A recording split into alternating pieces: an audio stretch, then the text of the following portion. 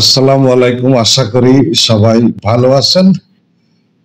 এই যে 5ই আগস্টের পরে আসলে আওয়ামী লীগের ভাগ্য কোন দিকে যাচ্ছে বা আওয়ামী লীগের আসলে রাজনৈতিক যে বিষয় সেই বিষয়গুলো কি হবে এটা নিয়ে সারা বাংলাদেশে তো বটেই সারা বিশ্বের যে সমস্ত রাজনৈতিক বিশ্লেষক আছে তারাও আসলে বিভিন্ন সময় বিভিন্ন মন্তব্য করছেন। তো এরই মধ্যে আপনার বিবিসি বাংলা একটা নিউজ করেছে।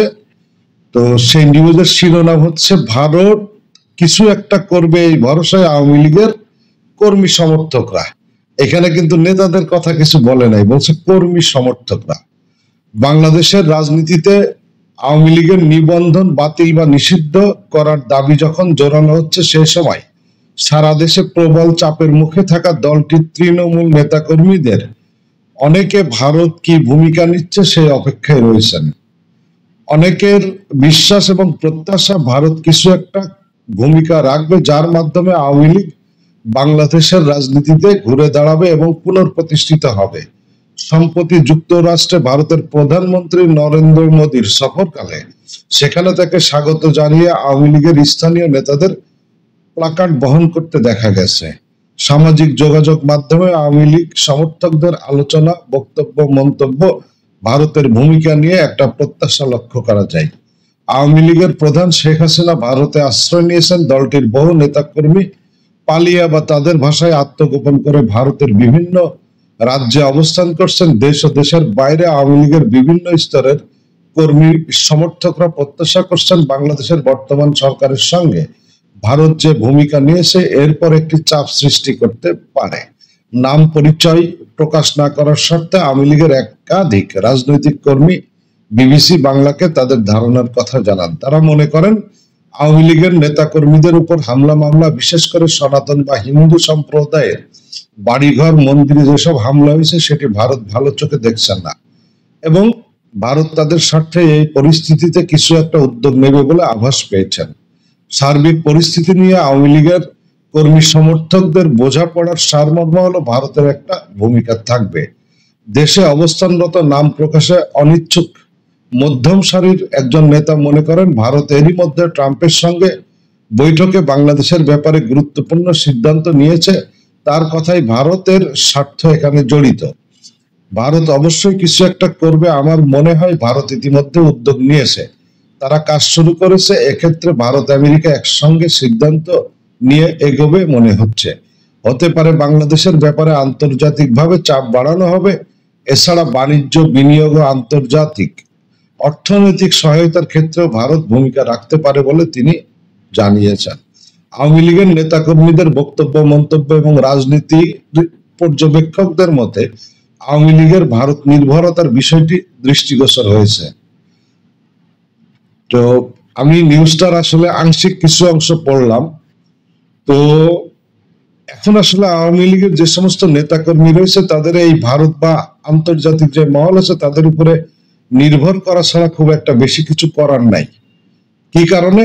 যে আওয়ামী লীগ আসলে গত 15.5 বছর ধরে বিএনপি বা অন্যান্য দলগুলোর উপরে যে সমস্ত নির্যাতন চালিয়েছে, এখন সেই সমস্ত কারণেই এবং সে সমস্ত আইনে যে আইনগুলো আওয়ামী লীগের সময় ইমপ্লিমেন্ট করা হয়েছিল বিরোধী বা দলগুলোকে দমন নিপীড়নের জন্য, সেইগুলো এখন তাদের উপরে পুরোপুরি ইমপ্লিমেন্ট করছে। যেমন আওয়ামী লীগের আমলে যে তথাকথিত নাশকতা মামলা এগুলো কিন্তু ব্যাপক আকারে হয়েছিল বিরোধী দল বিশেষ করে বিএনপির নেতাকর্মীদের বিরুদ্ধে। এখন সেটা বর্তমান সরকার আওয়ামী লীগের বিরুদ্ধে সেই জিনিসগুলো প্রয়োগ করছে। তো এইগুলো নিয়ে আওয়ামী লীগ খুব একটা আসলে কোনো কিছু মন্তব্য করতে পারছে না, বা মন্তব্য করলেও সেক্ষেত্রে বিশেষ কোনো লাভ পাবে না। কারণ আসলে বাংলাদেশের প্রত্যেকটা জেলা, প্রত্যেকটা ইউনিয়ন, প্রত্যেকটা ইউনিয়নের ওয়ার্ডের নেতাকর্মীরা জানে যে আওয়ামী লীগের সময় কি হয়েছিল। তো আওয়ামী লীগ আসলে কখন ফেরত আসবে বা কার মাথার উপরে ভর করে ফেরত আসবে, তাকে ভারত সহায়তা করবে কিনা, বা আওয়ামী লীগ ফেরত আনতে আন্তর্জাতিক চাপ যারা যে সমস্ত দেশ প্রয়োগ করে বিশেষ করে আমেরিকা কোন ধরনের ভূমিকা নেবে, এগুলো তো অবশ্যই গুরুত্বপূর্ণ বিষয়। তো তার থেকে বড় গুরুত্বপূর্ণ যেটা, যে আওয়ামী লীগের যে তৃণমূলের নেতাকর্মী এখন আর আসলে তাদের যারা কেন্দ্রীয় বা জেলা পর্যায়ের নেতাকর্মী তাদের কথার উপরেও কিন্তু বিশ্বাস করতে পারছে না। এবং এটা এত সহজ হবে না যে জেলা পর্যায়ে যে সমস্ত নেতাকর্মী ছিল বা সংসদ সদস্য ছিল তাদের কথাই তৃণমূলের নেতাকর্মী নতুন করে তাদের জীবন একটা রিস্কের মধ্যে ঠেলে দিয়ে বিভিন্ন কর্মসূচিতে অংশগ্রহণ করবে, এটাও আওয়ামী লীগের নেতাকর্মীদের মনে করার মতো কিছু নাই।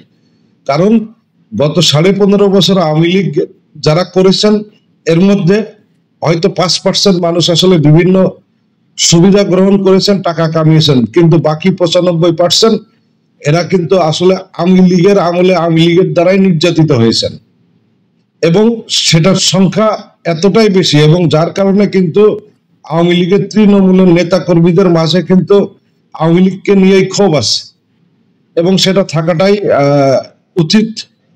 কারণ দীর্ঘ 15.5 বছর ক্ষমতায় থাকাকালীন আওয়ামী লীগ জেলা পর্যায়ের নেতা কর্মীকে অনেক সুযোগ সুবিধা দিয়েছে, কিন্তু সেই তুলনায় যদি ইউনিয়ন বা ওয়ার্ড পর্যায়ের নেতা কর্মীর কথা চিন্তা করা যায় তাদের আসলে কোনো সুযোগ সুবিধাই তারা গ্রহণ করতে পারেন না। একটা প্রোগ্রামে গেলে বড়জোর 1 প্যাকেট বিরিয়ানি পেয়েছেন, আবার হয়তো 100-200 টাকা আপনার ভাড়া বাবদ পেয়েছেন। তো এখন তারা আসলে কোন দিকে এগোবে? কারণ আওয়ামী লীগকে ভারত সাহায্য করুক বা আমেরিকা সাহায্য করুক বা আন্তর্জাতিক চাপ দিক, সেটা তখনই ফলপ্রসূ হবে যখন আওয়ামী লীগের তৃণমূলের নেতা কর্মীরা আসলে মাঠে নামতে পারবে, তাদের দাবি দেওয়া নিয়ে সমাবেশ করতে পারবে, মানববন্ধন করতে পারবে। তা না হইলে যেই ভারত চাপ দিক বা আমেরিকা চাপ দিক বা অর্থনৈতিক চাপ দিক বা কূটনৈতিক চাপ দিক, তাতে আসলে খুব একটা লাভ হবে না।